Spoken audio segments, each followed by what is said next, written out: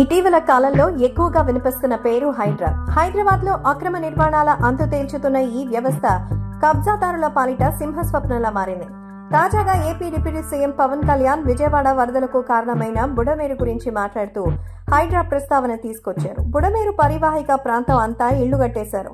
ఈ విషయంలో సంబంధిత యంత్రాంగానికి, మున్సిపాలిటీకి, పంచాయతీలకు రెస్పాన్సిబిలిటీ ఉంది. హైడ్రా లాంటి వ్యవస్థను తీసుకొచ్చి వీటన్నిటినీ తొలగించొచ్చు, కానీ కొన్ని సమస్యలు వస్తాయి. హైదరాబాద్ లో చెరువులు, నదీ పరివాహక ప్రాంతాల్లో ఇళ్లు కట్టడం చూశాను. ఇబ్బందులు రావా అనుకునేవాడిని. అన్ని కట్టేసిన తర్వాత కూల్చేయడం కాదు, ఇలాంటి వాటిని ముందే నివారించేలా చర్యలు తీసుకోవాలి. ముఖ్యంగా అధికారులు వాళ్ల బాధ్యతను వాళ్లు నిర్వర్తించాలి. ఇప్పుడు రేవంత్ రెడ్డి గారు ముఖ్యమంత్రిగా వచ్చాక అక్రమ నిర్మాణాలని కూలగొట్టేస్తామంటున్నారు. ఆయన చేస్తున్నది రైటే.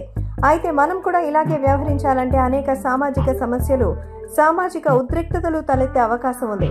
దీని గురించి ఆలోచించాల్సిన అవసరం ఉంది అంటూ చెప్తున్నారు. ప్రస్తుతం వీటికి సంబంధించిన విషయంలో నిజంగా ప్రశంసలు కురిపించారు. తెలంగాణ ముఖ్యమంత్రి రేవంత్ రెడ్డిపై మన AP deputy CM Pawan Kalyan నిజంగానే మెచ్చుకున్నారు. విజయవాడ వరదలకు కారణమైన బుడమేరు గురించి మాట్లాడుతూ హైడ్రా ప్రస్తావన తీసుకొచ్చారు. ప్రభుత్వ భూములు, చెరువులు, కుంటల్ని పరిరక్షించడమే ధ్యేయంగా తెలంగాణ ప్రభుత్వం తెచ్చిన హైడ్రా అభినందనీయమని పవన్ కళ్యాణ్ అన్నారు. చెరువులు కాపాడే విషయంలో రేవంత్ రెడ్డి మంచి పనే చేశారన్నారు. అక్రమ నిర్మాణాలనేవి లేకపోతే ఇలాంటి అసలు విపత్తులు రానే రావని పవన్ కళ్యాణ్ చెప్పారు.